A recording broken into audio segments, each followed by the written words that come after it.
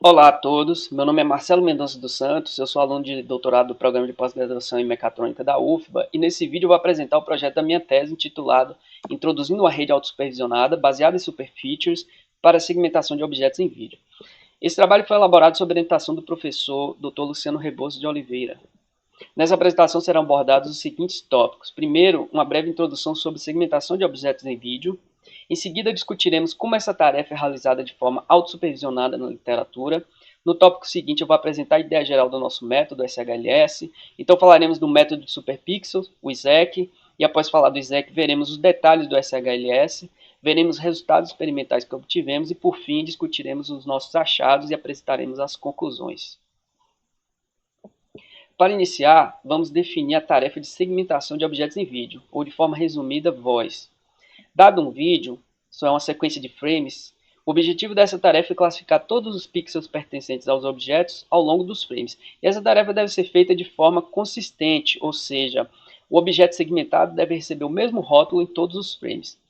Essa segmentação pode ocorrer de forma mais simples, no modo de objeto único, onde todos os objetos do primeiro plano recebem o mesmo rótulo, ou no caso mais desafiador, a segmentação de múltiplos objetos, onde cada objeto do primeiro plano recebe um rótulo específico. Outro detalhe importante é que há diferentes formas de realizar a tarefa voz, e o fator que diferencia os métodos é quanto à necessidade e o grau de supervisão humana requeridas. Supervisão, nesse caso, se refere a qualquer tipo de dado manualmente anotado que é fornecido ao método. E essa supervisão pode se dar em duas fases, tanto no treinamento quanto na inferência. No entanto, a dependência de anotações para treinar métodos voz é um problema, uma vez que anotar datasets de vídeo é um trabalho demorado e tedioso. Aí, como alternativa, métodos autossupervisionados têm sido propostos com o objetivo de abolir o uso de dados anotados durante o treinamento. O nosso método voice, o SHLS, ele é um método autossupervisionado e na fase de inferência ele é da modalidade one shot, ou seja, ele recebe apenas a anotação do primeiro frame e segmenta os demais. O nosso objetivo principal é trabalhar com um modelo de features compactadas como base para realizar a segmentação de objetos em vídeo. Dentro desse objetivo, realizar essa tarefa de forma plenamente autossupervisionada, utilizando apenas imagens estáticas não anotadas.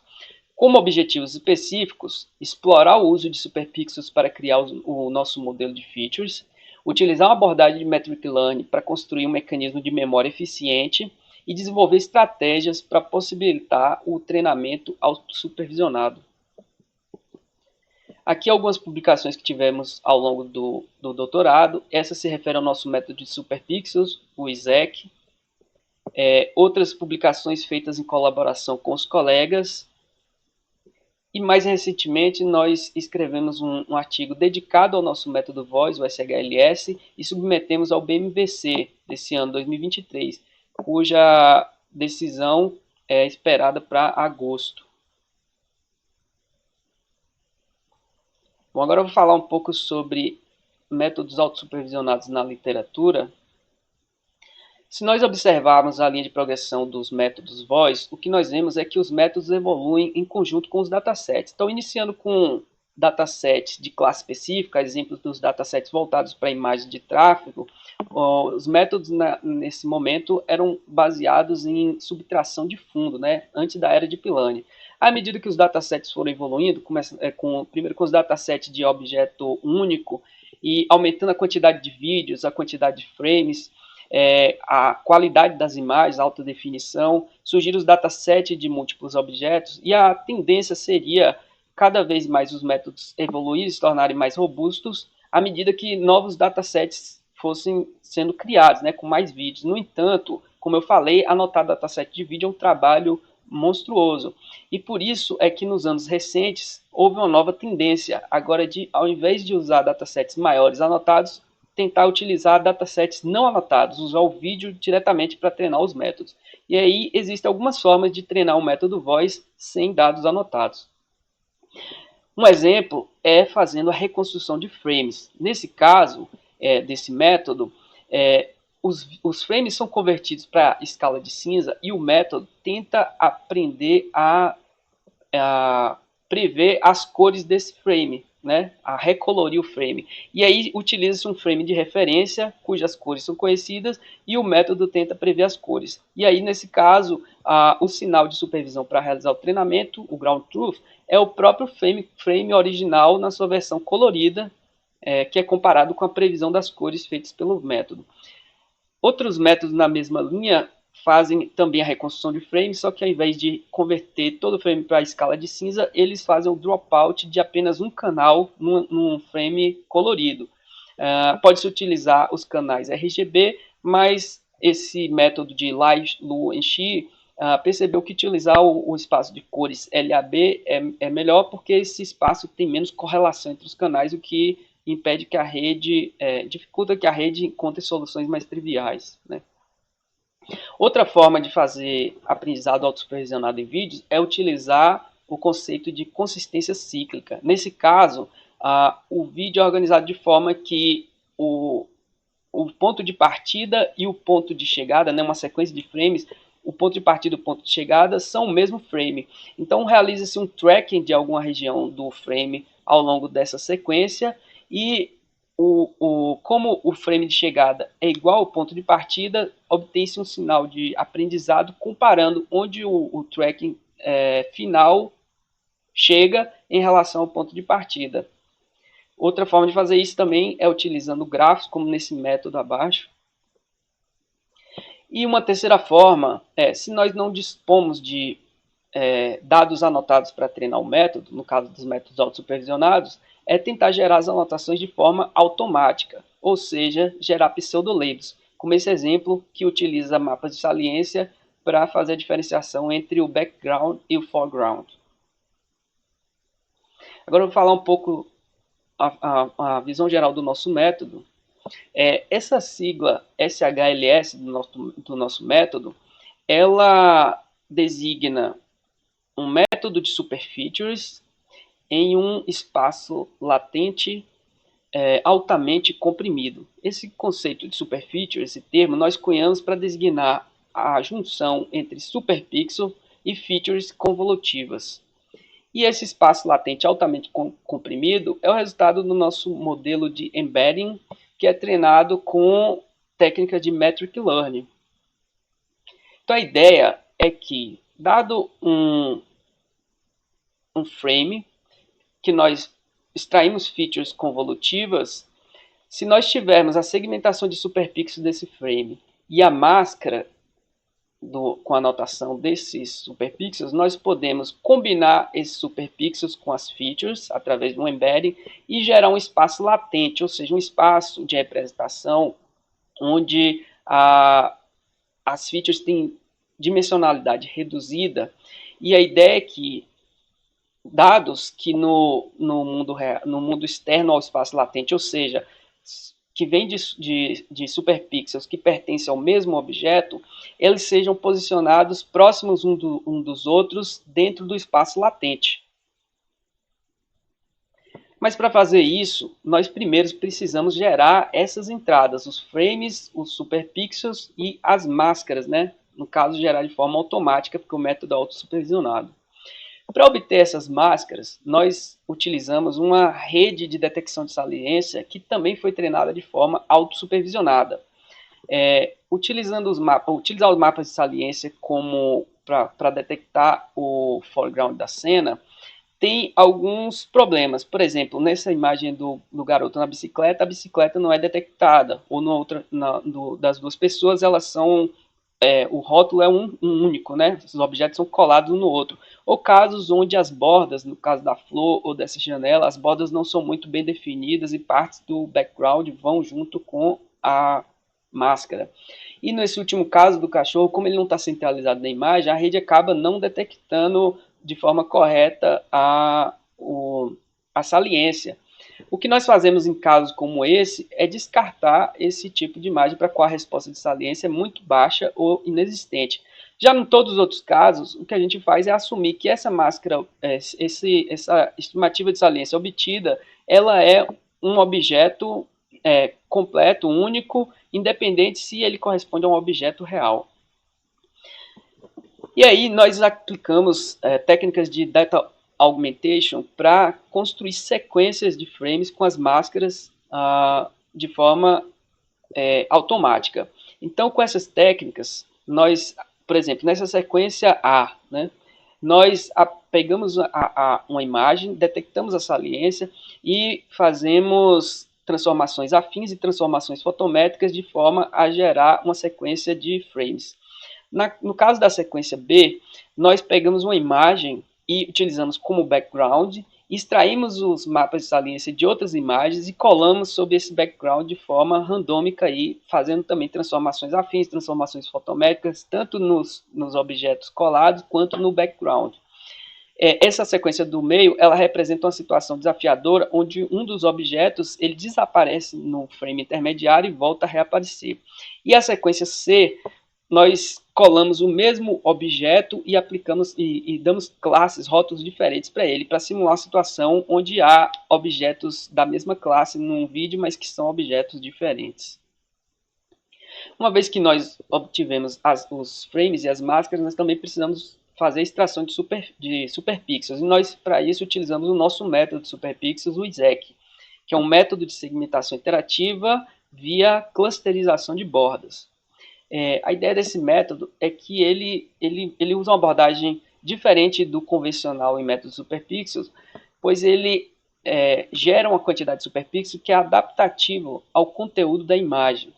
E com essa abordagem, nós normalmente conseguimos um nível comparável de acurácia na segmentação, ao passo que geramos menos superpixels que os outros métodos. E essa eficiência, né, gerar menos superpixels, é importante para processamento de vídeo, já que no vídeo a quantidade de pixels e, consequentemente, superpixels vai aumentando ao longo dos frames. Esse processo interativo de clusterização de bordas é feito da seguinte forma. Primeiro, nós extraímos o gradiente da imagem e, de forma interativa, nós vamos selecionando bordas nesse mapa de gradiente.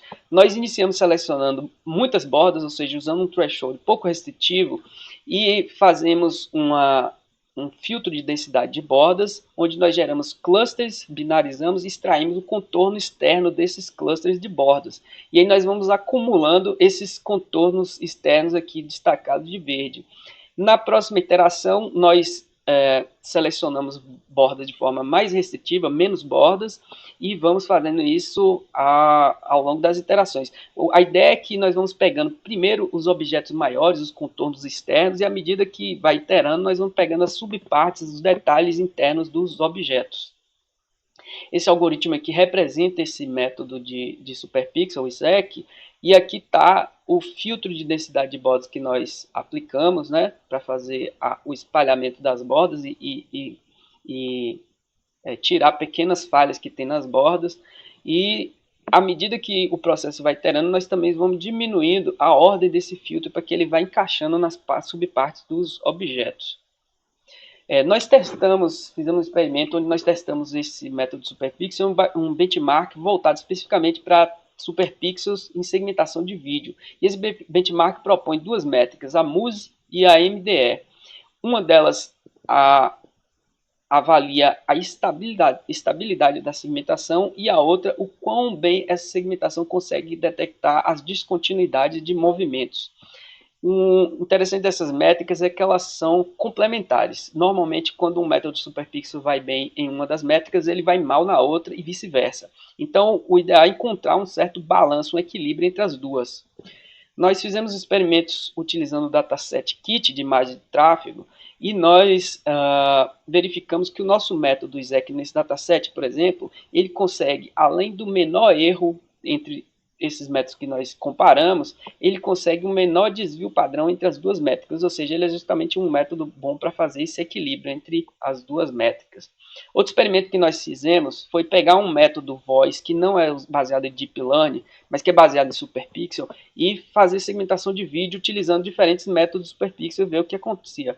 E nosso método, o ISEC, ele conseguiu ser o segundo melhor em termos de acurácia, né, de cometer menos erros, mas ele foi um método que gerou menos superpixel do que o primeiro colocado, além de ser 2 vezes mais rápido, né, mostrando que é um método bastante eficiente.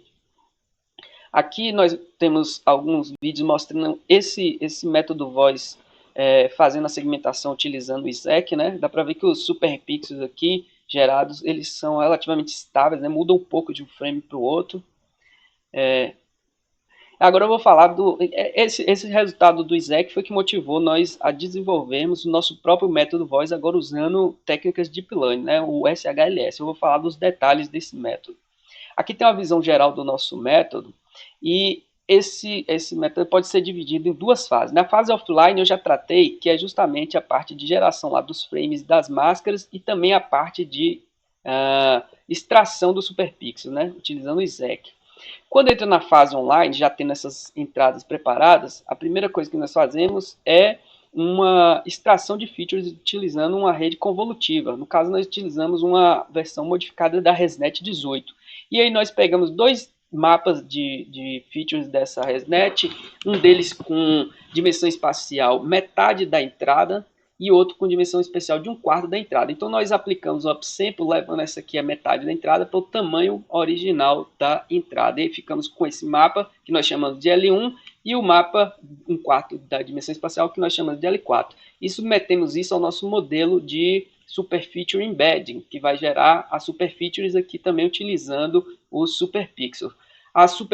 O modelo de geração de superfeatures é treinado com base em uma loss de Metric Learning, uma loss contrastiva, no caso a NT Anti-Loss. As superfeatures, à medida que são geradas, nós armazenamos e elas através de um mecanismo de memória, e esse mecanismo de memória alimenta um módulo esse amarelo aqui, de refinamento de segmentação. E a seguir eu vou descrever mais em detalhes essas etapas. Bom, o modelo de embed de superfeatures, como é que ele funciona?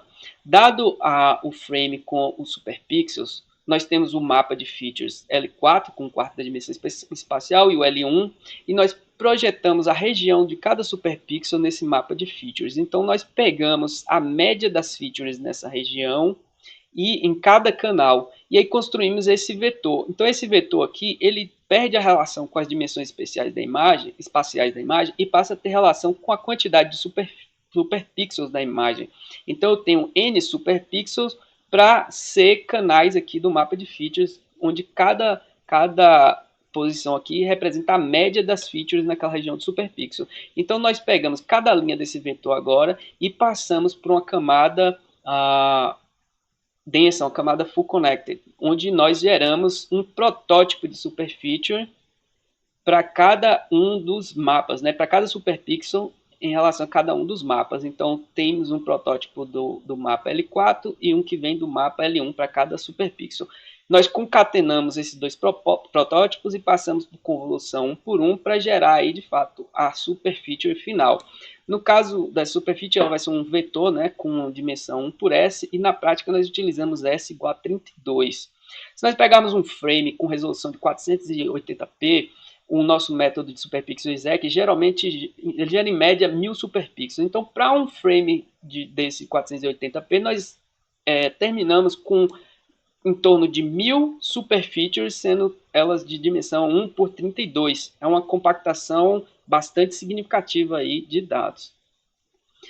Para treinar esse modelo, nós utilizamos uma loss contrastiva, né, de Metric Learning. No caso, nós utilizamos uma loss que é a NT Loss, que é uma loss para multiclasse, né? Ela pode comparar exemplos de várias classes simultaneamente. Nesse caso, o mini-bet é formado por um par de exemplos positivos e n-1 pares de exemplos negativos. A loss vai tentar encorajar o modelo a aproximar durante o treinamento os pares que são positivos, ao passo que tenta afastar os exemplos negativos. Nós podemos pegar as superfeatures que são geradas e classificar utilizando as informações do primeiro frame que é fornecido, né, anotado, e gerar uma pré-segmentação. Essa pré-segmentação, sem um mecanismo de memória, nós verificamos ao longo do trabalho que ela se degrada muito rapidamente, né? por exemplo, aqui nesse gráfico nós mostramos o quanto a segmentação vai se degradando, e aqui já no final, ao longo de uma sequência de 80 frames, a degradação chega a quase próximo de 40% da performance inicial. Para fazer um método voice, nós precisamos amenizar esse efeito, né? Conseguir deixar a segmentação mais estável. E nós conseguimos isso com um mecanismo de memória, está aqui em azul. Vou falar como é que funciona esse mecanismo.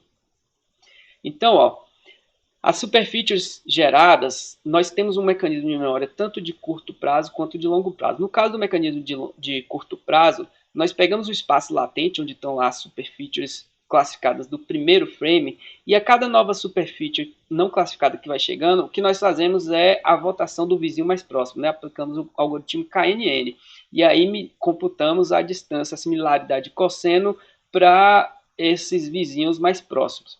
No caso da memória de longo prazo, nós criamos clusters específicos para cada classe de objeto e calculamos a distância da superfície que estamos tentando classificar para o centroide do cluster. A ideia de usar o centroide é que um centroide ele não se desloca de forma abrupta rapidamente, né? Ele só vai se deslocando à medida que o cluster vai sendo povoado para pegar uma tendência para onde esse centroide vai se deslocando. Então, funciona como uma espécie de memória de longo prazo. E um detalhe é que dentro desses clusters específicos de cada classe, nós permitimos subclusters, ou seja, mais de uma centroide, justamente para pegar a complexidade do objeto. Vamos pensar um exemplo. Uma pessoa com uma camisa de uma cor, uma calça de outra cor. É muito difícil construir um cluster coeso com objetos com subpartes com aparências tão diferentes. Então, nós permitimos subclusters e aí cada um deles pode dar origem a uma centroide, mas todos associados àquela classe. Então, para cada classe, nós podemos ter 2 AT centroides. E à medida que as superfeatures vão sendo classificadas com uma confiança alta, nós vamos incluindo elas nesses clusters e aí vamos acumulando para formar esse efeito de memória. Com essas memórias, nós geramos mapas de atenção, né? Classificando essas superfeatures e nós temos 2 tipos de mapas de atenção. Nós geramos um mapa positivo e um mapa contrastivo. O mapa positivo computa a distância da superfície que está sendo classificada para aquela classe, enquanto que o mapa contrastivo computa a menor distância de um vizinho de outra classe. E já no mapa da memória de longo prazo, nós computamos a distância para a classe, para o centroide da classe, a menor distância, né? E no mapa contrastivo, a distância para o centroide de uma classe diferente, no caso, a menor distância para um centroide de uma classe diferente. A ideia de usar o mapa positivo e contrastivo é justamente mostrar para a rede as situações de ambiguidade, onde um superpixel ele não é bem classificado se faz parte do objeto ou do background, e a rede conseguir lidar com isso. E uma vez que nós geramos esses mapas de atenção, nós partimos agora para o modo de refinamento e segmentação. Esse modo ele tem a peculiaridade que ele opera no nível de pixel, não mais de superpixel, justamente para produzirmos uma segmentação mais refinada. E outro detalhe é que ele opera para cada objeto individualmente. Então, uma vez que nós geramos o mapa de atenção, nós primeiro extraímos as regiões de interesse daquele objeto específico. E aí, com esses mapas de atenção específicos do objeto, nós fazemos a modulação das features. Esse processo de modulação das features é fazer com que as features mais relacionadas àquele objeto sejam enfatizadas, enquanto as features que não têm muita relação com aquele objeto são atenuadas. E nós também incluímos aqui materiais gerados em interações anteriores, como segmentações prévias, a máscara do primeiro frame anotado e features passadas. Feito isso, nós passamos essa informação para o decodificador de feature, onde ele vai gerar uma predição de segmentação para cada objeto individualmente. Uma vez que nós temos todas as segmentações de cada objeto, nós fazemos uma função de agregação soft e juntamos todas elas em uma predição única de múltiplos objetos. E esse processo é treinado utilizando uma loss de entropia cruzada, né? Essa loss é somada com aquela anterior, a NT-Zent-Loss contrastiva, e nós treinamos a rede toda de forma end-to-end. Aqui são mostrados os efeitos desse refino de segmentação, né? A primeira linha tem o ground truth, a segunda linha a pré-segmentação, que é feita classificando diretamente os superpixels. Aí dá para ver que, principalmente nas bordas, tem várias reentrâncias, onde os superpixels ali são classificados de forma errônea, e o módulo de refinamento consegue suavizar principalmente essas bordas, aí, deixando uma segmentação com mais qualidade. Vou falar dos experimentos agora. Nós utilizamos o dataset Davis, tanto na versão de objeto único, onde o conjunto de validação tem 20 vídeos, nós utilizamos a resolução de 480p e são vídeos anotados a 25 frames por segundo. E também a versão 2017 de múltiplos objetos do Davis, nesse caso tem 30 vídeos, também é 480p, 25 fps, e o dataset YouTube Voice, que tem muito mais vídeos, quase 1000 vídeos, né? Também alta resolução, só que no caso desse dataset, nem todos os frames são anotados, então a anotação dele está só a 6 frames por segundo. Nós utilizamos as métricas similaridade de região aí de AK, que é a interseção sobre a união das áreas, e também a F-Measure, considerando os pixels das bordas. E a performance geral, que é a média dessas duas métricas aí, J e F. Nós comparamos com métodos supervisionados, embora essa não seja uma comparação justa, mas serve para mostrar qual a distância que os métodos autossupervisionados estão desses métodos supervisionados. E um detalhe aqui é que os melhores métodos mais recentes, eles são todos baseados em mecanismos de memória, que é essa última coluna aqui, onde está marcado, e também propagação de máscaras, assim como o nosso método SHLS também é baseado nessas duas técnicas. E nós comparamos com métodos autossupervisionados. Nesse caso, na tabela aqui, nós destacamos os dados de treinamento utilizados por esses métodos. E dá para ver que os métodos utilizam dezenas, centenas e algumas vezes até milhares de horas de vídeo para serem treinados, ou milhões de imagens, enquanto o nosso método SHLS ele é treinado apenas com 10.000 imagens de baixa resolução do dataset MSRA 10K. E aqui no canto tem as técnicas que cada um usa, reconstrução de frame, consistência cíclica e os métodos baseados em pseudolabels, como é o caso do nosso.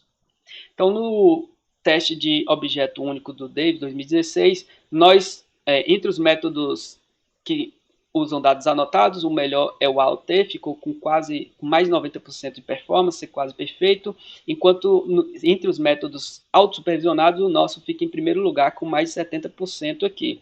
Né, sendo uma distância grande para o segundo colocado, que teve a performance de 62,5. Já no caso da segmentação de múltiplos objetos do Davis, esse dataset é considerado na área voz o padrão ouro. Então, todos os métodos reportam os resultados aqui. A tabela fica completa com todos os métodos. Nesse caso, o nosso método não foi o primeiro colocado entre os autossupervisionados, foi o STT, mas o nosso está no primeiro pelotão, ele em quinto colocado, sendo um dos métodos que consegue performance acima de 65%. Para comparar essa questão de quantos dados de treinamento são utilizados, o nosso método ele utiliza pelo menos 2 ordens de grandeza menos dados de treinamento e consegue ficar aqui junto competitivo com os métodos melhores autossupervisionados, né?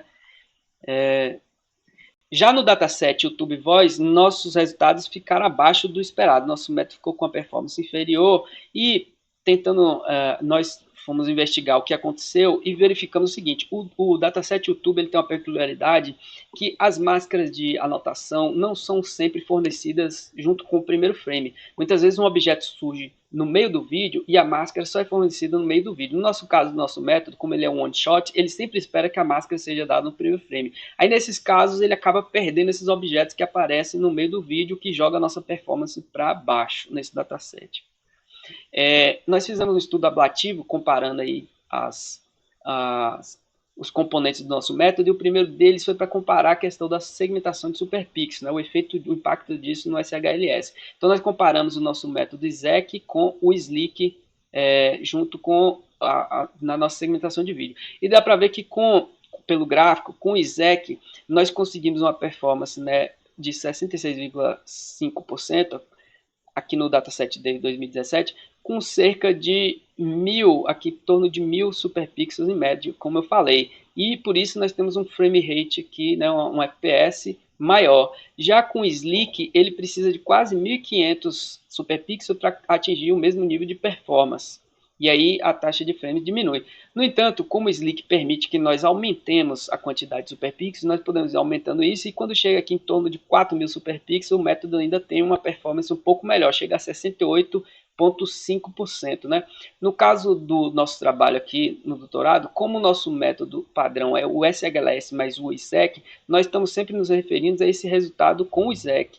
Mas lá no artigo que eu falei que nós escrevemos para o BMVC, como ele não é um artigo que é dependente do ISEQ, lá nós reportamos esse resultado aqui melhor do método usando o Slick 4.000 superpixels.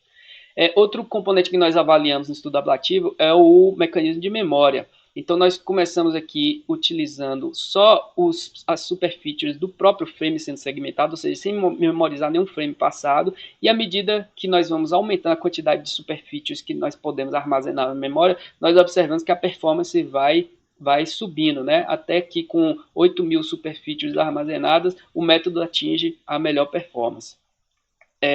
Outro estudo ablativo é quanto ao nosso módulo de refinamento. Nós testamos aqui só a pré-segmentação e fomos adicionando, né, os submódulos, o modulador de features junto com o decodificador de features, aplicado em toda a região espacial dos mapas de features, a performance sobe um pouco mais, e quando nós utilizamos a seleção da região de interesse, aí atingimos a performance total. Aqui alguns resultados qualitativos, exemplos de segmentação de objeto único, alguns casos mais complexos, onde tem oclusão, objetos com muita dinâmica e objetos mesma classe, que por exemplo a pessoa com um monte de gente lá atrás, ele consegue segmentar, embora tenha defeitos aí nas bordas. Aqui o carro ele só tem uma visão lateral, à medida que o fundo vai aparecendo ele consegue ir pegando também. Essa cena que tem bastante dinâmica, que a câmera gira, né, começa num ângulo. Esse aqui que o cachorro vai passando tem bastante oclusão. São alguns casos interessantes. E aqui segmentações de múltiplos objetos. Você vê esse vídeo aqui dos cachorros. Os cachorros no vídeo eles têm a mesma raça, são bem parecidos. Mesmo assim, o método consegue diferenciar e fazer uma segmentação desses objetos. Aqui, no caso dos peixinhos aqui no aquário, ele tem dificuldade, principalmente na região das nadadeiras, que tem uma cor bem parecida com a água aí no aquário. Esse caso aqui na Índia é interessante porque é aquela situação onde o objeto está sendo segmentado, aí tem oclusão, ele desaparece e volta a reaparecer na cena, e assim o método consegue pegar. E aqui uns outros casos que eu separei, onde mostram situações de falhas mais severas. Por exemplo, esse aqui do cara pulando com o parapente, no primeiro frame tem a anotação das cordas aqui do parapente. No entanto, utilizando superpixels é muito difícil conseguir segmentar objetos assim tão delgados, tão estreitos, e aí nós simplesmente perdemos esse objeto aí em todos os frames. É o mesmo caso aqui da bicicleta, que também é bem estreitinha, né, o quadro, os pneus, os raios da bicicleta, e aí entra muito ruído do background dentro do superpixel, e aí quando ele passa aqui por esses galhos acaba criando uma certa confusão. Outro exemplo aqui é esse carro que começa muito pequenininho e quando ele vem e fica mais próximo na cena, não consegue pegar os pneus do carro. Esse aqui dos porquinhos, os porquinhos são muito parecidos e ele acaba confundindo, então tem esse tipo de falha que ocorre. Vamos, para encerrar, fazer uma discussão desses achados e apresentar as conclusões. Sobre o nosso método de ZEC, ele geralmente, como eu falei, gera menos superpixels que os outros métodos, enquanto garante um nível apropriado de acurácia na segmentação, fazendo esse método bastante útil para processamento de vídeo, e ele encontra um balanço interessante entre as métricas de segmentação de superpixel em vídeo, o MDE e MUSE, e o nosso estudo ablativo mostrou que, utilizando o SHLS junto com o ISEQ, nós encontramos um melhor trade-off, né, a melhor compensação entre a acurácia na segmentação e a taxa de frames. Já o nosso método SHLS, ele consegue ser o melhor entre os métodos supervisionados no Davis 2016 de segmentação de objeto único e fica ali no top 5 dos métodos de segmentação de múltiplos objetos, né, autosupervisionados. O nosso método ele consegue ter uma boa acurácia de segmentação, mas o detalhe é que ele consegue reduzir drasticamente o volume de dados utilizados para treinamento. Nós só utilizamos 10.000 imagens não anotadas de baixa resolução para treinar. Como exemplo, alguns desses métodos autosupervisionados, que utilizam horas de vídeos, são gigabytes de vídeos para conseguir treinar durante dias a fio, né? O nosso só 10.000 imagens. O nosso modelo de super feature, ele se provou representativo o suficiente para garantir a segmentação e consegue prover uma alta compactação de dados. O nosso mecanismo de memória, ele garante estabilidade durante a segmentação de vídeos mais longos, e o nosso módulo de refinamento consegue fazer segmentações mais refinadas a nível de pixel. Como trabalho futuro, nós pensamos em combinar as características do nosso método ISEQ com um método convencional de superpixel. Por exemplo, o Slick, ele, quando gera mais superpixels, ele consegue uma definição melhor dentro dos objetos. Então, nós poderíamos utilizar o ISEQ para filtrar aquelas regiões onde não tem objetos, o ISEQ é bom nisso, e combinar com o Slick para gerar os superpixels dentro dos objetos. Outra coisa que podemos fazer, né, outra melhoria, é na nossa codificação, lá no embed do superpixel, ao invés de usar só a codificação da média do tamanho do superpixel e da posição dele na imagem, nós também pegarmos a codificação da vizinhança, já que um superpixel que aparece num frame rodeado de superpixels vizinhos, a tendência é que ele se mantenha com aqueles mesmos vizinhos ao longo dos frames, então codificar isso. E outra melhoria é fazer o nosso método compatível com as máscaras que são providas no meio dos vídeos, né, como acontece no YouTube, no YouTube Voice, no dataset YouTube Voice, e já que nós utilizamos a saliência para fazer a detecção das máscaras e treinar o nosso método, nós podemos usar também essa mesma detecção de saliência para detectar a máscara do primeiro frame, e aí não depender tanto também da anotação do primeiro frame durante a inferência, fazendo o nosso método um método extensivo à modalidade Zero Shot de voz, né? Como considerações finais, respondendo às perguntas que nós levantamos na introdução da nossa tela. É possível combinar a segmentação de superpixel com um modelo Deep Learning para realizar a segmentação de objetos em vídeo? E a resposta é sim, nós conseguimos isso com o nosso modelo de Superfeature. Como projetar um mecanismo de memória para recuperar as informações as features do vídeo de forma eficiente? O nosso mecanismo de memória de clustering, ele aproveita a compactação das superfeatures e consegue armazenar e recuperar essas informações de forma muito eficiente, né? Um custo computacional muito baixo.